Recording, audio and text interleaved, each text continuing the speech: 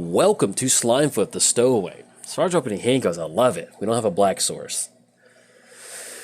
Do we keep on this one? I like Dark Confidant. I love Read the Bones, Blood Artist, Tainted Strike. Oh, this is beautiful. We're going to keep on this one, hopefully. Come on, Magic Gods. Give us a black source. This is... I always hate keeping these suspect hands because, you know, it works out beautifully sometimes. But other times, most of the time, you just... we'll probably never draw into a land for like the next 10 turns. It's going to get forced down, and then anything else, we're going to go and pass the turn to our opponent. We're playing Slimefoot, the stowaway. Whenever a sapling you control dies, Slimefoot deals 1 damage to each opponent, and you gain 1 life. Then for a 4-mana activation, let's see, do we hit the... Oh, just like we drew it up. Let's get down Blooming March. Let's go for Dark Confidant, and then anything else, we're going to go and kick the turn over there. Playing against Slimefoot. 4-mana activation, create a 1/1 green sapling creature. Oh man, I just love getting lucky like that. We have some partner action. Hopefully, this might be our last partner video for Magic Online for a while. Playing against Tana, the Bloodsower, and Tyma, the Weaver, which I'll cover. Let's go and get the Dark Confidant trigger going. Drawn to Ashnod's Altar, and then Deathspore Thallid. Let's go and get Forest down. Do we want to go for Read the Bones? I think I like that. We're going to dig a little bit deeper. Let's go and go for Read the Bones. Want to make sure we're going to keep hitting our land drops and maybe kind of find some sort of way. Oh, excuse me. We can't go for Read the Bones. We need to pay 1 extra mana.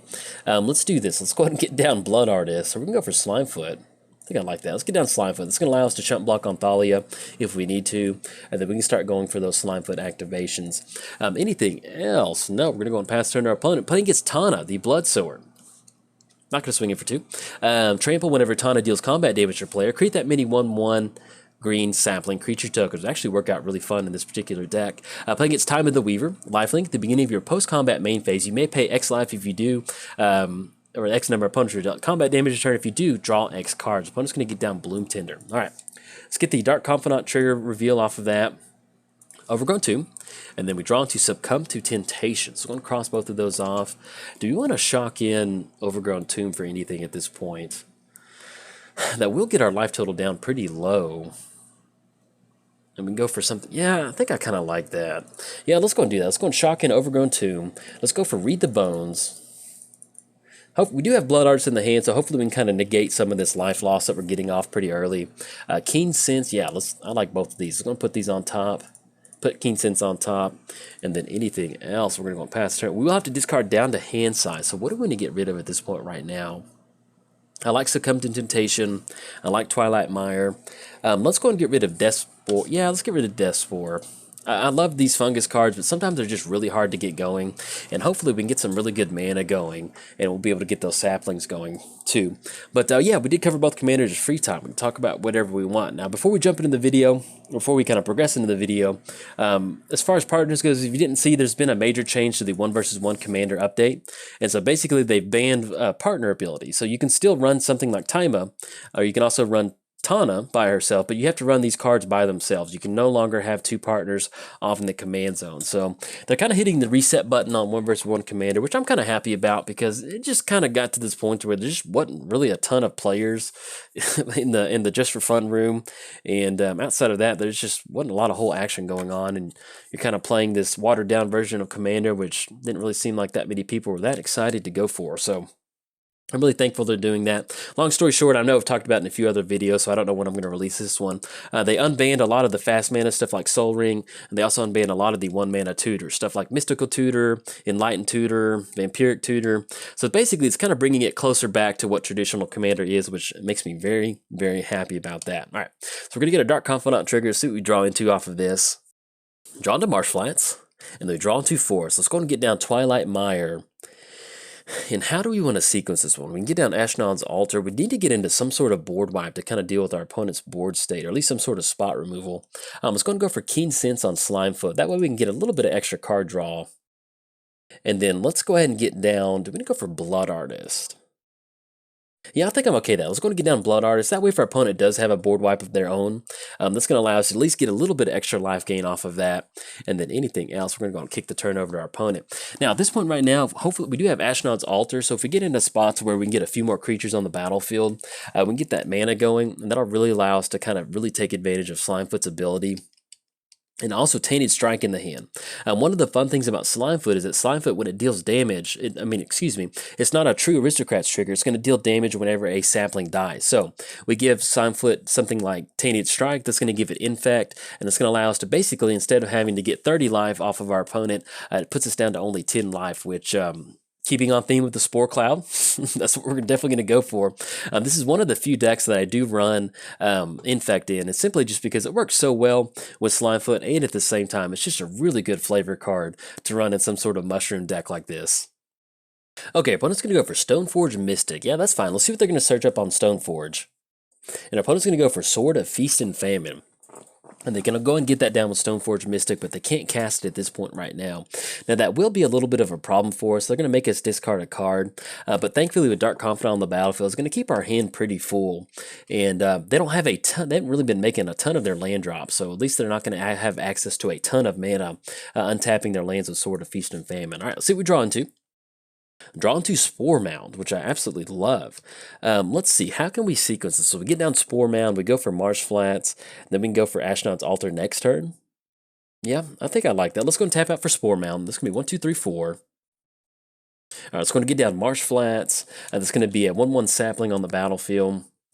At this point right now, what we're probably going to do is simply just go and pass the turn, because if our opponent does have some sort of spot removal, at least we'll force them to use it, or if they do end up using it on Spore Mound, we can do it in response. We can crack Marsh Flats in response to that spot removal and still get an extra sapling token on the battlefield. Okay, opponent's going to go for a Yisan activation. Let's see what's going to enter the battlefield. And opponent's going to go for Deathrite Shaman. Now, as far as next turn goes, we're going to end up with 2 saplings on the battlefield. We can sacrifice those to add a little bit of extra mana to our mana pool. But at this point right now, hopefully we can draw into some sort of sapling spell that we can get a ton of saplings on the battlefield. Now, this particular build of Slimefoot, we don't really have that heavy of a reliance on stuff like Death Spore. We do have a few cards in here. It's always nice to run a few of them. But for the most part, we're relying on a lot of spells. You know, there's some 4 mana spells that allow us to put 2 or 3 saplings on the battlefield. And basically, it just allows us to very cheaply get them onto the battlefield, and we can utilize stuff like Blood Artist and stuff like Keen Sense to kind of really start churning through our library. But if we need to start drawing some cards, we can definitely go for that, getting down to Ashnod's Altar to also add that mana to our mana pool. But let's see how they're going to swing this turn out, though. Opponent's going to go for Path to Exile on Spore Mound. Okay, there we go. Let's go and go for, in response to that, let's go and crack Marsh Flats. And let's go and grab Bayou. Have that come into play. That'll give us an additional sapling token. And we'll also be able to get another land on the battlefield too, which is really good. We'll go and grab Swamp, have that come into play, and then let's go and see how they want to sequence this thing out. Now, with Sword of Feast and Famine, they have protection from black and green. That's pretty much protection from our entire deck, so we can't unfortunately offer up sapling tokens as blockers. But with Ashnod's Altar, we'll probably start digging just a little bit deeper to see if we can't find some sort of extra sapling card. Okay, so I sat here for about 5 minutes, and it looks like our opponent is either disconnected or they lost the connection or somehow. But anyway, we had a really good board state developed. I was really excited about this. Let's see if we can't kind of recreate at least what we would have done next turn. I'll at least kind of throw this over into the scrap bin because we had a pretty good Slimefoot showing, especially getting down Keen Sense. So let's go and scoop it up on this one. We'll get that card draw going. So we would have had off of Dark Confidant, we would have drawn into Swamp, and we would have run into Spore Swarm. So there we go. So we go for Spore Swarm. That's going to be 5 mana with Thalia on the battlefield. So we make the land drop. It's going to be 1, 2, 3, 4, 5. Get those 3 sapling tokens onto the battlefield. And then hopefully we tap out for Ashnod's Altar. We can sacrifice those saplings. And then that's going to put us in the range of about 5 sapling tokens. So it may have not been enough to go for Tainted Strike. But it's just really hard to kind of tell what was going on. We had Dark Confidant. We would have had some life loss going. Oh, there we go. So we would have drawn into Damnation. That would have been pretty good. So let's say we do draw into Damnation. We go for that one. We go for Heroic Intervention. That's going to give us a ton of Blood Artist triggers and really get some good life gain going off of that one. Like I said, our opponent went away from computer. They disconnected, so whatever happened. But I still wanted to kind of post this video up, at least on the Spin the Wheel, because I got to see a pretty good Slimefoot showing off this one. And it's always kind of fun to get to see these 4-color kind of... these 4-color human decks. I don't know. Pretty good showing by our opponent too, so don't want this video to go to waste. If you enjoyed the video, like and subscribe. Thanks. Bye. Welcome to Vaevictis as modding. Hope you're excited. As far as opening hand goes, this is kind of clunky. A lot clunky. We got Homeward Path, Tribe Elder, Like, no red. Yeah, I mean, I'm just not wild about this hand. Let's go and mulligan. We could keep it if we needed to. Yeah, we'll keep on this. We have Phyrexian Arena. We have Cultivate. Yes, I like this a lot. We'll keep our fingers crossed for that second black source. Kodama's Reach. Yeah, actually, I kind of like that. We'll put that on top. Why not?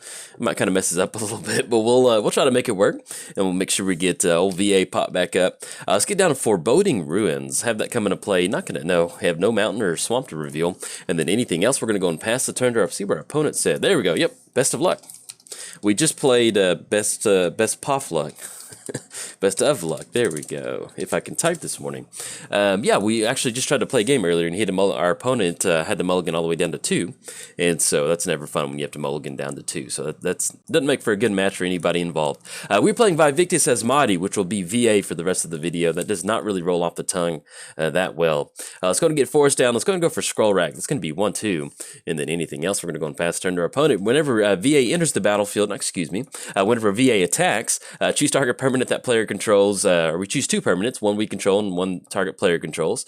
Sacrifice those permanents. Each player who sacrificed a permanent this way reveals the top card of their library, then puts it on the battlefield if it is a permanent card. So get to choose a permanent, then basically it's kind of like a free chaos warp for both people who sacrifice their permanent. Let's see if we got lucky and hit that land drop. Generator Servant, I'll take that. Well, if we wanted to, we could any number of cards from your hand face down. So what we could do is just really get rid of Generator Servant, Kodama's Reach, and Cultivate, and try to give them back later. Just to see if we want to make the lane. Yeah, let's try and do that. Or we could just simply just get down Generator Servant and just go for Cultivate. Kind of like what's in our hand. Let's do this. Let's go ahead and get down Generator Servant. I like that. We'll get down Generator Servant. We'll give ourselves one more time. Hopefully we'll draw into another lane next turn. That'll put us online for Cultivate or Kodama's Reach. And then if not, we can use that Generator Servant to go for that. And then get down Phyrexian Arena. Hopefully get that card draw going. We are playing against Grenzo, the Dungeon Warden. Enters the battlefield, X+1 counters on it. Then for a 2-mana activation, put the bottom card of your library into your graveyard. If it's a creature card with power less than or equal to Grenzo's power, put it onto the battlefield. So, in fact, if you enjoy Grenzo, I do have Grenzo videos up. Grenzo was one of the first commanders that I ever put out on my channels a long time ago, and I redid. Oh, there we go. Hit the lane drop. Now, actually, I'll cover Grenzo here in a second. Let's get down Misty, and yeah, I think I like. Since we do have Generator Servant, we could go for Victor or VA coming down. Actually, I think I kind of like Victor. Yeah, I think that sounds good. Let's go and crack Misty. And let's make sure we do grab a black source off of this one. Probably go and grab a Bayou. Have it come into play. What we can do is we can go for Kodama's Reach. That puts us online for VA next turn. And yeah, let's do that. With Generator Servant, it has a really high impact on the battlefield with Generator Servant. So if they have some sort of spot removal, so be it. Let's go and grab a Swamp. Let's go and grab a Mountain. Let's have the Mountain come into play tapped. We'll have the Swamp go to our hand. And then anything else, we'll go and pass the turn to our opponent. Now, with Generator Servant, we're going to be able to add that 2 colorless mana to our mana pool, and then if it was spent on a creature spell, it's going to give that creature haste. So we'll see if our opponent has some sort of spot removal. Uh-oh. Faceless Butchered, and never mind, we got Faceless Butchered on this one. Okay. The Faceless Butcher just hopped out from underneath the jail cell. Okay. And that's definitely one of those times where if I wasn't paying attention, I look up and our Generator Servant's gone. I would have no clue, because I have a second monitor, so sometimes I'm checking my deck list or making sure that we're recording or the audio levels, and that's whenever our opponent always casts that red spell that blows up everything, and we have no more permanents on the battlefield. So anyway, we lose our Generator Servant, that line of play I was just talking about. That's what makes Magic commentary so fun sometimes. We will not be able to go for that line of play anymore. Let's go ahead and go for Phyrexian Arena. Yeah, I'd like to get the card draw. We could go for Cultivate, and that'll make sure we do have the land drop for next turn. I'm just really wanting to get some land, to get some card draw going, though. But Cultivate's going to make sure we have a lane drop for next turn, so let's go and do that. It's the safer bet to go if we're trying to outrace Grenzo from getting a ton of stuff onto the battlefield. Let's go and grab Swamp, let's go and grab Forest, and that will be the last of our basics out of our library.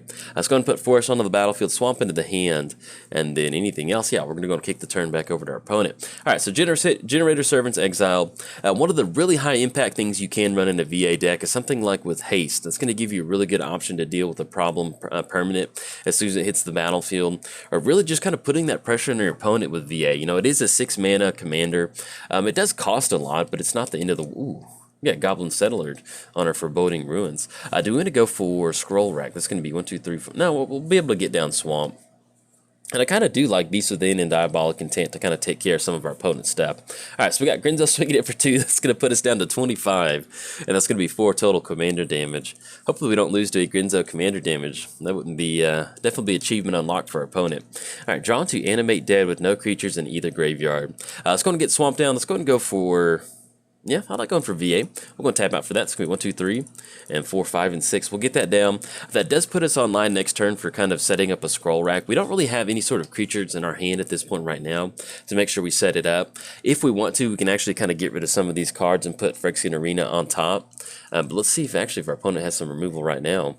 Oh, okay, they're going to go for a Grenzo Blind Fire.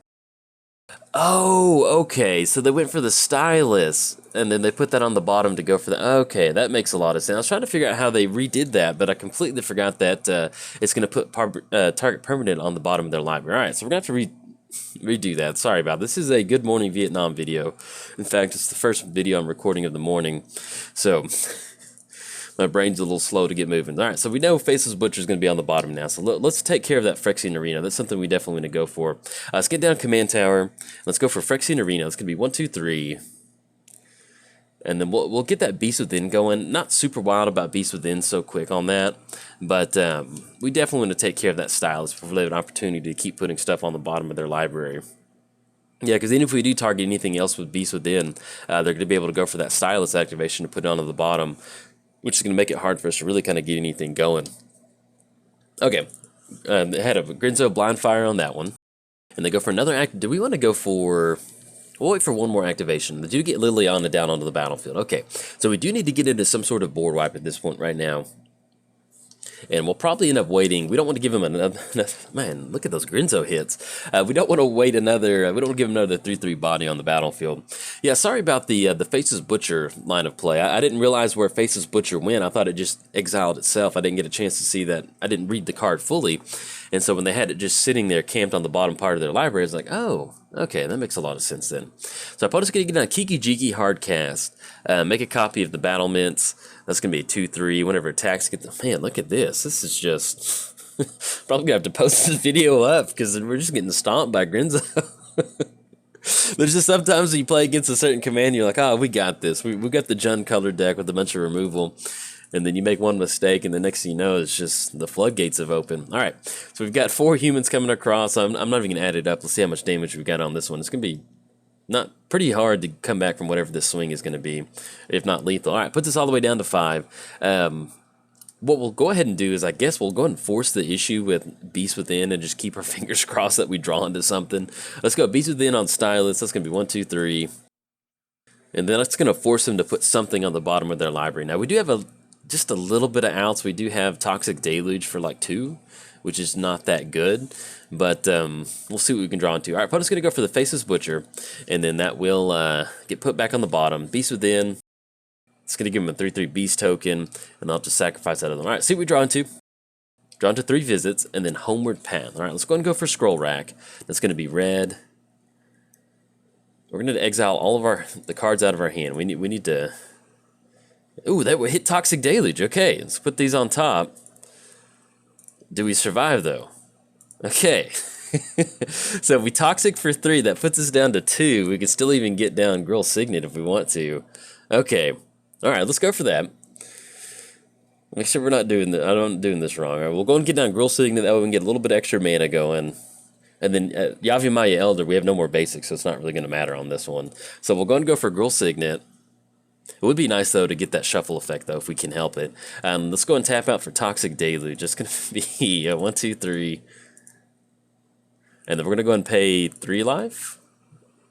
Yeah, that looks like it. That will get Liliana to flip, though. But we did hit Toxic Deluge off of that, putting us down to 1. That's going to clean up their entire board. Oh, but we're going to be dead to Phyrexian Arena trigger next turn. Anyway, okay, never mind. Okay, at least we got some stuff going. All right, we're always yield to that. Maybe somehow we gain some life from our opponent. Who knows?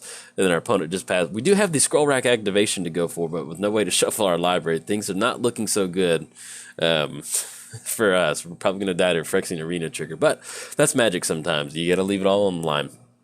All right, opponent's going to be tapping out for, it looks like 5 total mana. Living Death. Okay. So that's going to be Living Death. They're going to be able to blow a land up. Oh, look at that. This is, yeah, I'm definitely going to have to post this matchup. Good game by our opponent. They're going to be able to swing in with just Kiki Jiki's going to be able to get it done. If they wanted to, they can make a copy of something, but we have no mana up, and we'll go and let it go on through. All right, put this down to -1. Kiki Jiki's going to seal the deal. But yeah, this is one of those matches I was saying earlier where you're like, all right, we got Jund, we got a ton of removal, a ton of stuff to beat our opponent, and opponent's going to get it on this one. Anyways, if you enjoyed the video, like and subscribe. Thanks. Bye. Welcome to Teshar's Thunder. As far as opening hand goes, yeah, we're going to keep on this one. We have Uwazama's Jitte, Spawning Pit, and Pilgrim's Eye. Yes, we'll keep on this one. And then playing against Mizzix, so should be some fair magic from both sides of the board on this one. As our opponent goes for some Storm, and we go for some Wonderful Egg Artifact Storm. Hopefully we can get down Aether Flux Reservoir and really kind of show off for our opponent. So, but let's go and get our turn going. Let's go and get the lane down for the turn. Let's go and get planes down. And then anything else, we're going to go and pass the turn to our opponent. We are playing Teshar, Ancestor's Apostle. Flying. Whenever you cast an historic spell, return target creature card with converting mana cost 3 or less from your graveyard to the battlefield. And if you're keeping score at home, a historic spell is going to be an artifact, legendary, or a saga, which I'll cover Mizzix in just a second. Let's go and get planes down unless we draw into something really nice. Martyr's Cause, okay. Let's go and get that down. Let's go and go for, I guess... well, let's go and go for Spawning Pit. We don't necessarily need Spawning Pit. That way, if they do have some sort of artifact removal and they want to use it right away, they can take care of Spawning Pit, and then we can get down Uwazama's Jitte, and then kind of go from there. We're playing against Mizzix, and then actually, let's go and get the planes down. Opponent pass the turn pretty quick. Let's go and get that down. Let's go and go for, do we actually want to hold on to Uwazama's Jitte? Let's go and get down to Selfless Spirit, now that I think about it. We'll get that down, and then we'll kick the turn back over there. Playing against Mizzix of the Ismagus. Whenever you cast an instant or sorcery spell with converted mana cost greater than the number of experience counters you have, you get an experience counter. Then instant and sorcery spells you cast cost 1 less to cast for each experience counter that you do have. We'll see if we can't see Mizzix coming down this turn, and then we'll work on getting down to Teshar and then start casting some of these artifacts. Now, we don't really have a ton of... really good stuff in the hand. You know, typically we're looking for stuff like Peerless Mirror, Junk Diver. We want to have some sort of graveyard recursion to really get some good stuff going. Azorius Arrestor, that's not exactly what we need. Let's go and get planes down. Let's go and tap out for Teshar. That's going to be 1, 2, 3, 4. And then anything else, we'll kick the turn back over to our opponent. But hopefully we can draw into some stuff. But yeah, like I mentioned, one of the big combo pieces of this deck is going to be Peerless Mirror. We get that down onto the battlefield. We can sacrifice it. Because usually what you're trying to do with Teshar is get down something like Krark Clan Ironworks. That way you can sacrifice an artifact to add that 2 mana to your mana pool. And then... once you add that 2 mana to your mana pool, you kind of start looping through these different artifact loops that are kind of within the deck, and then you can just basically kind of close the game out with something like Aether Flux Reservoir, or I did recently add Altar the Brood to the deck, which is going to allow us to where if we can enter the if we can have infinite enter the battlefield triggers, that's going to allow us to mill our opponent out, which is always a lot of fun. All right, let's go and get down High Market. There are no creatures in the graveyard at this point right now. If we wanted to, we could sacrifice Selfless Spirit to kind of give us indestructible, and then cast an artifact on the back end. I guess we don't necessarily need to have to do that. They could block with Mizzix if they wanted to. Let's do this. Let's go ahead and get down. Let's sacrifice Selfless Spirit. Yeah, let's do that. Let's make Teshar indestructible. Let's go and get down Uwazama's Jitte. That way we can bring it back onto the battlefield. And so, you know, we're trying to go for some sort of combo win sometimes, but there's sometimes where you can just get this really good value board state going, which is almost kind of fun to get that value board state. Let's go and get down Jitte. Let's go and equip that onto Teshar. That way we'll have those +1 counters on it, or at least those charge counters on it. We can at least go ahead and swing in. All right, let's go and push in for 2 with Teshar. And we're going to put those 2 charge counters onto Teshar, and let's go ahead and go for the -1. Target creature gets -1/-1. We definitely want to keep Mizzix off the battlefield if possible, or just kind of chew up their turn to where they have to at least kind of recast it again next turn to buy us an additional turn to at least draw into something that a little bit more value. Okay, going to take care of our opponent's commander, then anything else we're going to go and pass the turn to our opponent. But yeah, like I mentioned, you know, there are some combos in here, tons of combos or loops that we can go for. But simply just getting down something like Jitte or having indestructible commander with Teshar swinging across and then casting good stuff like Pilgrim's Eye, just to kind of get some good value going. It's always really nice. All right, opponent's going to go for Muddle the Mixture, Transmute. Let's see what they're going to search up on this one. And they do end up going for Swiftfoot Boots. Okay, I'm going to get that down. That way we can get down Mizzix and at least kind of keep it protected with those charge counters on there. All right, opponent's going to pass the turn back over to us. Let's see what we draw into. Drawn to Salvage Scout. Let's do this. Let's go ahead and get down. Let's go ahead and get down Stoneforge Mystic. I think I like that. We'll get down Stoneforge Mystic. Let's go and push in for 4, though, with Selfless Spirit and Teshar. But we'll see what we're going to grab off Stoneforge Mystic. Yes, we're going to use that ability. And I guess what we could go for, if we wanted to, is we could go for Lightning Greaves. I think I like that. Yeah, because we want to keep Teshar protected at this point. Let's go and grab Lightning Greaves. Let's go and sacrifice Spawning Pit, or use Spawning Pit to sacrifice Stoneforge Mystic. I'll put a charge counter on there, and let's go and cast Lightning Greaves. That way we'll be able to bring back Stoneforge Mystic back onto the battlefield, and we'll be able to search up another piece of equipment. You know what, let's go and grab Skull Clamp, because what we can do with Skull Clamp is we can sacrifice Selfless Spirit, and then bring it back onto the battlefield. Alright, let's go and put Lightning Greaves onto Teshar. Look at that. Looking good. Let's go and push across with the crew. That's going to be Selfless Spirit and Teshar, so we're getting across for 4.